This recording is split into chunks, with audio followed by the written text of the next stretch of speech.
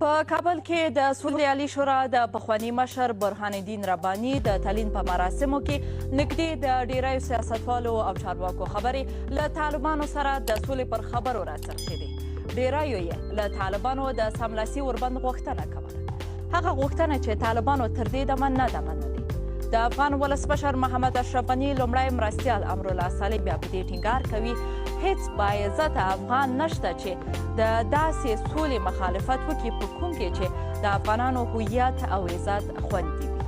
ښاغلی صالح وایي که څوک د سولې مخالف وي که 100 کاله نور هم وجنګېږي بیا به هم دې ټکي ته راځي او تر یوه بام لاندې به د سولې خبرو ته کېږي. بلخوا د مصالحې شورا مشر ډاکټر عبدالله وایي جګړه هیڅ ګټونکی نه لري خو ټول شموله او باعزته سوله بیا هیڅ بایلونکی نه لري. ښاغلی عبدالله وایي دوحې ته د دښمنۍ د پای ته رسولو لپاره تللي دي. د داسې جګړې د ختمولو هڅه کوي په کوم کې چې د نوموړي په ټوکو هره ورځ 100 کسان وژل کیږي. ښاغلی عبدالله یو ځل بیا د سولې روانو خبرو ته هیلهمندي وښوده. ویل افغانان به سولې ته ورسیږي. که هغه بله خوا بیا دا فرصت ضایع کوي نو دا بیا بیله خبره ده.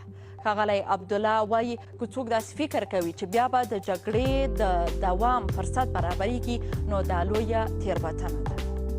نن جمعه په دوحه کې د رخصتۍ له کبله د افغان حکومت د مرکچي پلاوي او د طالب استازو ترمنځ لیده کاته نسته. خو بیا هم دواړه خواوې د خبرو پر اصولو او تګلارو بشپړ نه دي سلا شوي.